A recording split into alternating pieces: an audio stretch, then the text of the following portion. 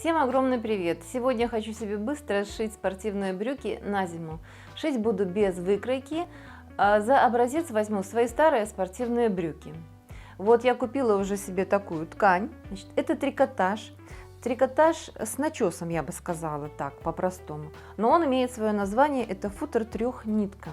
По цвету он такой нежно-розово-бежевый, с сероватым таким налетом. В составе своем он имеет 20% хлопка и 80% полиэстера. Брюки, которые я возьму за образец, вот они. Кстати, это тоже трикотаж, это футер двухнитка, 100% хлопок, и носить зимой их некомфортно. Прежде чем приступать к работе, я их постирала и хорошенько отгладила с отпаривателем, чтобы вернуть изначальную форму этим брюкам, чтобы они нам не дали искажений на новые детали. У меня 1,20 м ткани при ширине 1,80 м. Складываем ее вот таким вот образом лицом к лицу, чтобы хватило на одну деталь. Вот образец моих брюк, то есть вернее брюки-образец. Нам нужно две основные детали, это будет передняя половинка и задняя половинка. Нам надо будет с них скопировать. Выкладываем по длине, манжета будет отдельная. Я немножко еще удлиню, но вот тут неровная, поэтому где-то даю вот столько вот отступ от края. И буду выкладывать уже заднюю, начнем с простого, с задней половинки. Так, и вот у нас шов, и здесь шов, ориентируемся по шву, то есть и смотрим по долевой линии. Вот у нас здесь идет долевка по ткани вот этой нашей, и нам надо выложить по долевой деталь брюк. Ну вот где-то долевая будет идти вот так примерно. Ну там уже какие-то миллиметровые искажения не важны. Так, и вот идет, где у нас идет, начинается. Начинать будем отсюда, чтобы здесь на припуске давать. Дать на припуске. Задняя часть. Так, и закалываем здесь. Выравниваем все по шву. И прикалываем сначала один вот этот шов. Будем от него отталкиваться.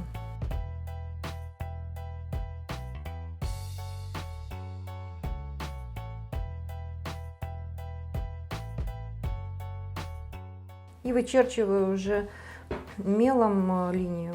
Так, здесь немножечко будет идти не так, а вот так, потому что у нас же здесь идет резинка небольшая, поэтому она дает вот искажение, стягивает. Так, теперь очередь за шаговым срезом. Внутренний вот этот срез называется шаговый. Так, у нас здесь идет тоже искажение по резинке, поэтому немножечко я его затягиваю вот сюда. И здесь я снимаю эту иголку, перекалываю вовнутрь.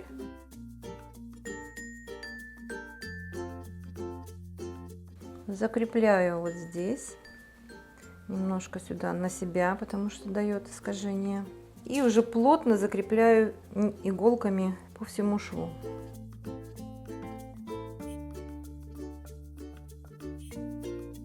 Теперь отворачиваю вторую деталь.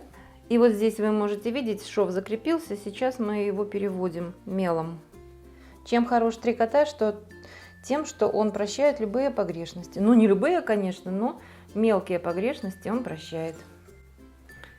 Теперь я снимаю иголки с внутреннего шва.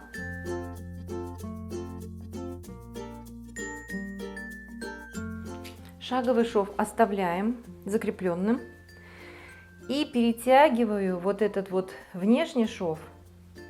Так, только так мы перетягиваем аккуратненько. Короче, перетягиваем аккуратно, чтобы не сдвинуть детали.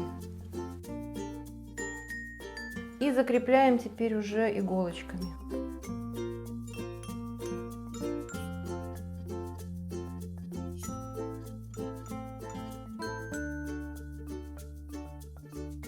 Здесь по краю идем не по самому краю, не по самому срезу, а даем свободный край, потому что здесь, как я говорила, здесь стянуто. То же самое и на талии. Здесь идет стянутая часть, поэтому так, ну мы отметим так, сколько здесь есть.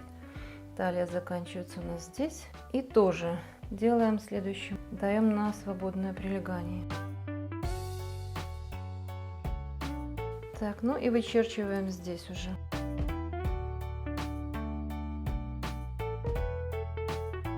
Все, одна деталь задней половинки у нас готова.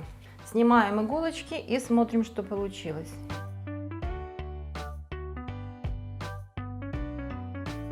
И как я говорила, я хочу немножко удлинить, будет немножко длиннее. Ну вот у нас задняя половинка. Теперь надо нам его вырезать, давая припуски 1,5 сантиметра.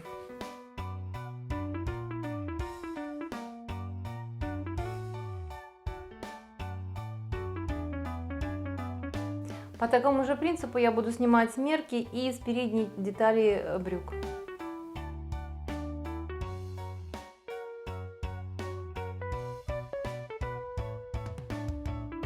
Единственное исключение, мне нужно здесь сделать карманы. Не снимаю до конца, вот нахожу начало кармана. Прикалываю карман и обвожу по краю.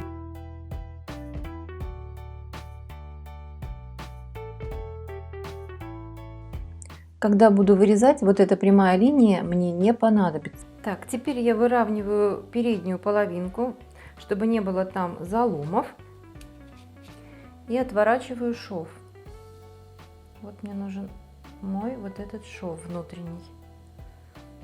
И закрепляю иголочками. Так, обвожу мелом. Так, теперь отпускаю здесь вот в уголочке. И закрепляю с внутренней стороны шаговый шов.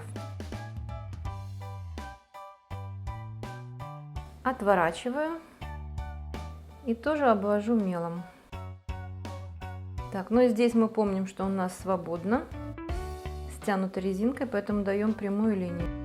Так, убираем иголки и соединяем две точки.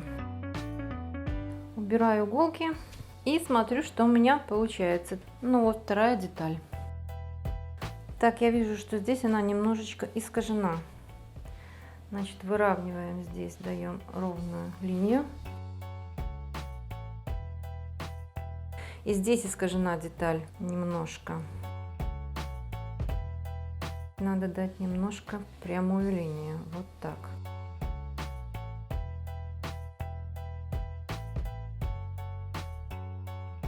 Ну и вот здесь вот есть небольшие искажения. Тоже эта линия должна быть вот такой.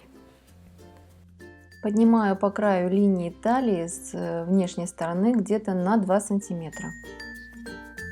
Мне еще нужны детали кармана. Вот эта вот деталь кармана с бочком. Сейчас мне надо его переснять. И тоже закрепляем и очерчиваем мелом и вырезаем. Не забываем давать припуски. Смотрим долевую. Долевая у нас вот так будет идти. Вот так вот и закрепляем.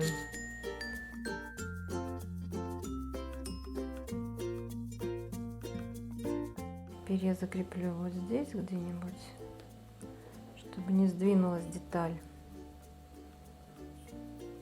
не исказилась. Так, а эти снимаем. И это выкладываем сюда. И вот здесь по боковой линии идем.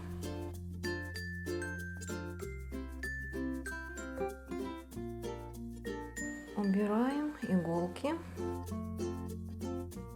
Убираем деталь. Вот у нас карман с боковым срезом, с боковушкой. Вырезаю.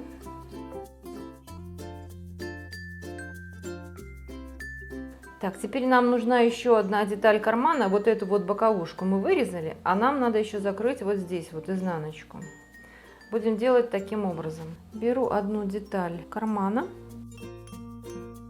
переснимаем. Это уже деталь идет с припусками.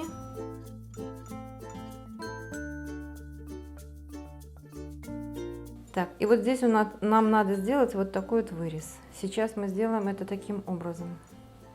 Берем деталь брюк, переднюю половинку, и совмещаем. И вырезаем. Здесь мы припуски уже мы помним, что не даем, потому что мы уже вырезали с припусками.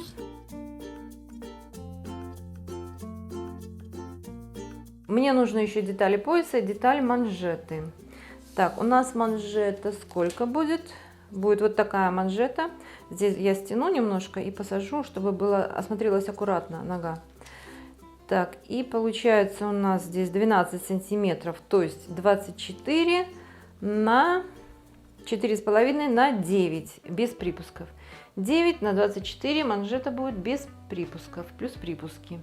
Ну и вычерчиваем 9 на 24, 2 детали.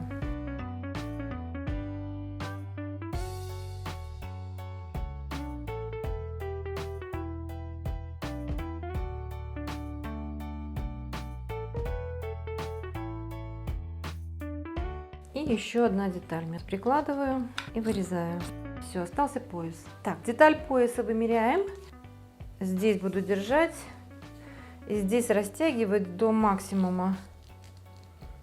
И у меня здесь 50 сантиметров. Значит, нам нужен метр без припусков. 5 сантиметров, значит 10 сантиметров. Метр на 10 сантиметров.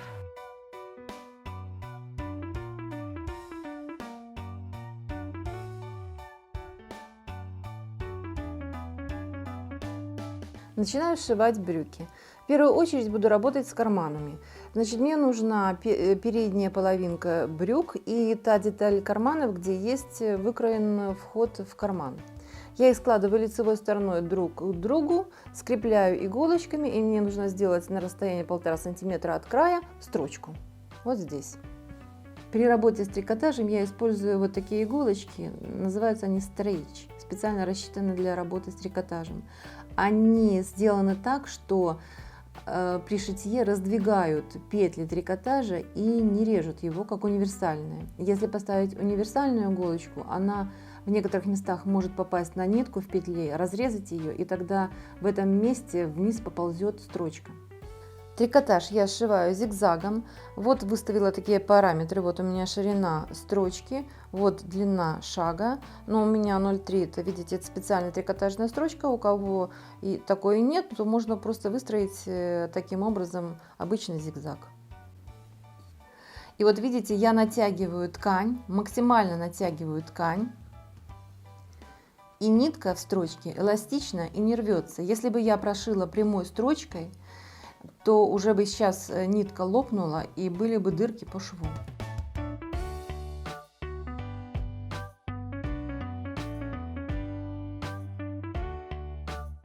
Проложила строчку, уже выняла иголочки. Сейчас мне нужно проутюжить вот этот вот шов, чтобы заложить деталь кармана на внутреннюю сторону. Перед тем, как разутюживать этот шов, я рассеку припуски кармана для того, чтобы потом этот шов не морщился. Так, прогладила я шов. Теперь отворачиваю мешковину кармана, выравниваю по одной линии с передней половинкой. И теперь мне нужно прострочить по мешковине кармана на расстоянии от нашей строчки где-то 0,5-0 сантиметров на машинке.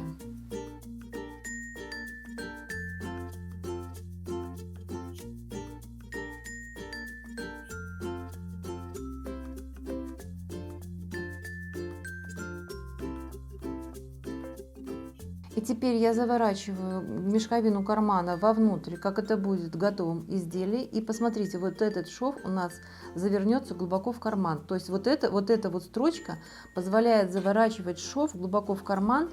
И срез кармана смотрится аккуратно и не видны никакие строчки. Вот таким образом.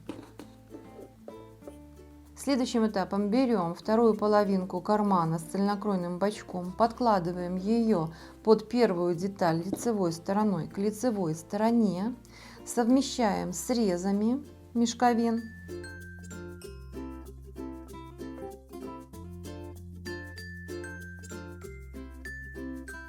Срезом по всем краям и прострачиваем вот эту вот часть.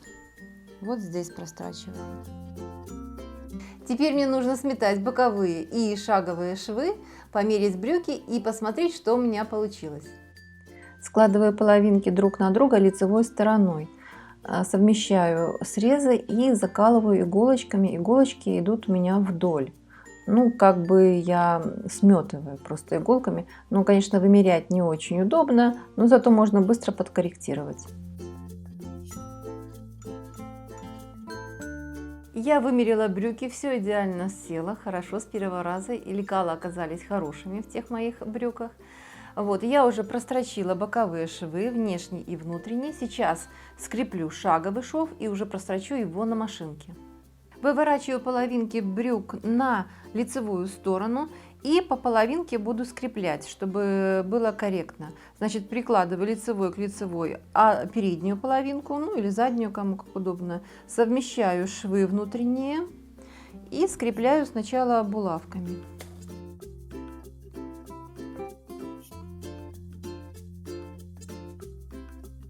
И совмещаю задние половинки.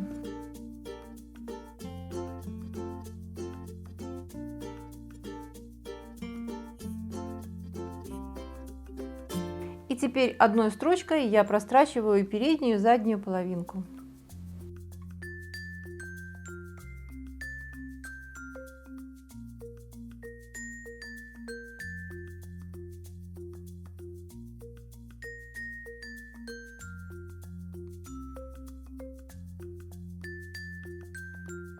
Теперь мне нужно втачать пояс. Но чтобы брюки садились аккуратнее, чтобы эта область смотрелась более красиво, я сзади пустила от кармана до кармана широкую строчку. Сейчас я ее припосажу до тех размеров, чтобы край брюк совпал с размером нашего выкроенного пояса. И начинаю понемножечку стягивать. Беру за край нитки и стягиваю. Равномерно распределяю все сборки.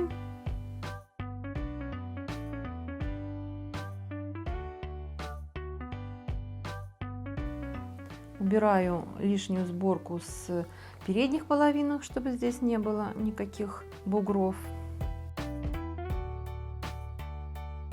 Я сшила пояс, разгладила шов, теперь сложила пополам. В этой стороне у меня шов, в этой стороне у меня середина пояса. Этой вот серединой я прикладываю к середине, к среднему шву передних половинок и прикалываю его.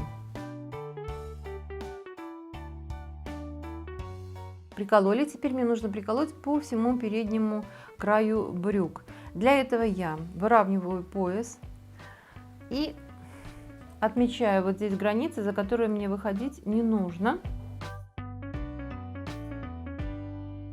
Теперь совмещаю то, что я отметила, с боковыми швами брюк.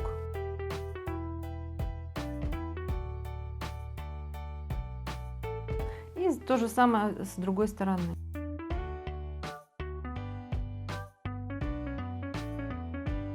И теперь закрепляю остальные.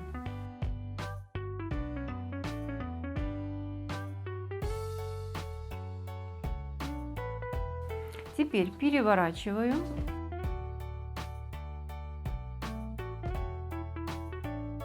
Совмещаю. Так, припосадила, у меня, видите, получилось все хорошо. И закрепляю иголочками. И то же самое со второй стороны.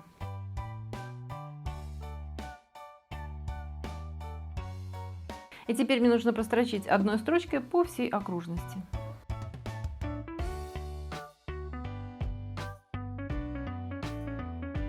Вот такая красота получилась у меня. Теперь мне нужно разгладить шов, чтобы было красиво. И вот здесь я шила поверх припосадочной строчки, ее нужно удалить, потому что, во-первых, это прямая строчка, она лопнет и будет некрасиво болтаться, ну и она не нужна. Пояс будет у меня на широкой резинке, но поверх резинки я хочу пустить еще вот такую бечевку. Для этого мне надо сделать здесь прорезные петли для пуговиц. Я примерно отмечу, где я хочу это сделать. Ну, примерно вот здесь одна и вторая вот здесь.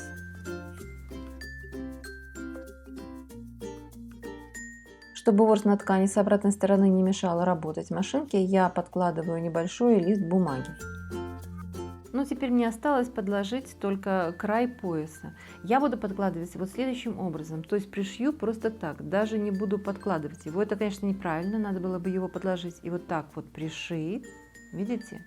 Но у меня тогда в районе талии получается очень сильное утолщение. Я этого не хочу. Поэтому я буду прикладывать просто вот так. Даже не буду обрабатывать край, потому что мне эта ткань позволяет не обрабатывать. Она абсолютно не махрится, только вот ворс немножечко напыление то слетает. Но это не страшно.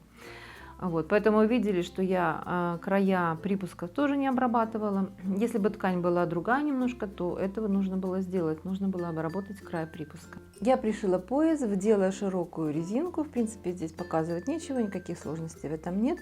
Теперь у меня остался один момент работы с поясом. Это вдеть бечевку. Ну, она никаких особых таких функций, кроме декоративных, не несет, поэтому сейчас быстренько это сделаем. И у меня останется уже последним этапом это пришить манжеты. И все.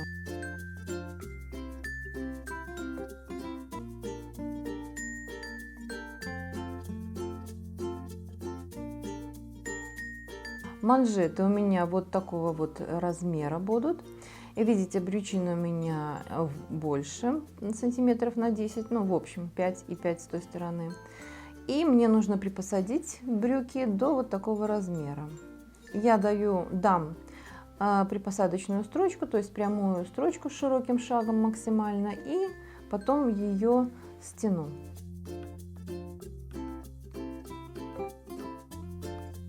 Сшиваю манжету.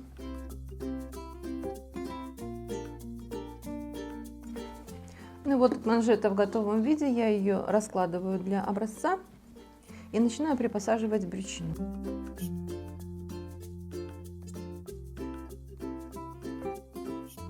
Сначала выравниваю по размеру, примерно так, а потом распределяю уже всю сборку по всей окружности.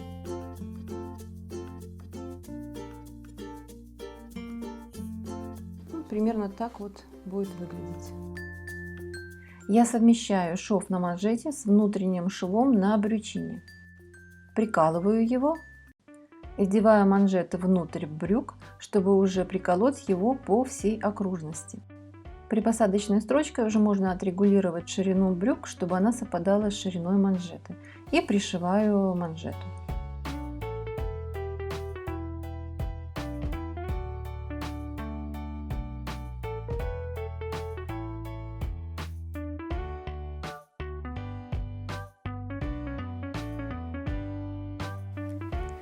Теперь нужно убрать припосадочную строчку.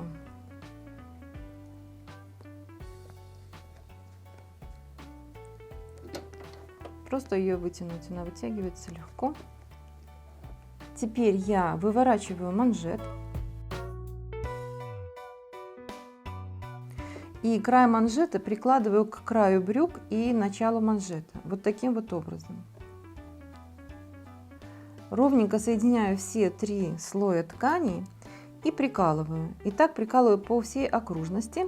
Затем я буду прострачивать по самому краю зигзагом. Либо зигзаг трикотажный, либо просто широкий зигзаг. Важно, чтобы в этот зигзаг попали все 3 слоя ткани.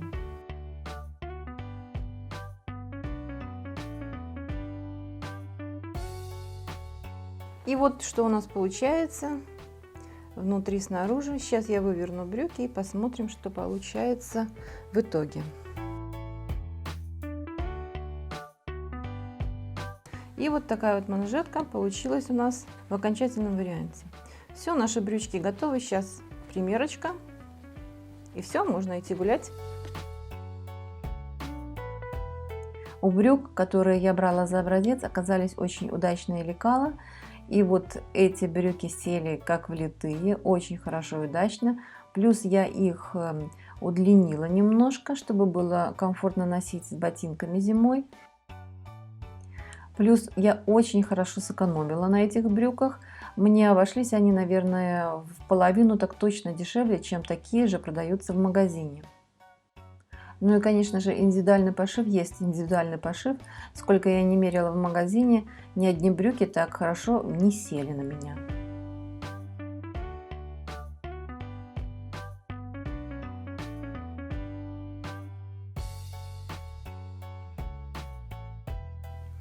Брюки шились легко, и я сделала тайминг по операциям. И в общей сложности, без объяснений, без записи видео, у меня ушло чуть более 2 часов. Поэтому они шьются не только легко, просто, но еще и быстро. По-моему, брюки получились красивые, модные и хорошо сели по фигуре. Ну и, пожалуйста, не забывайте оценивать видео, подписывайтесь на наш канал, если вы еще не с нами. Всем творческих успехов и до новых встреч!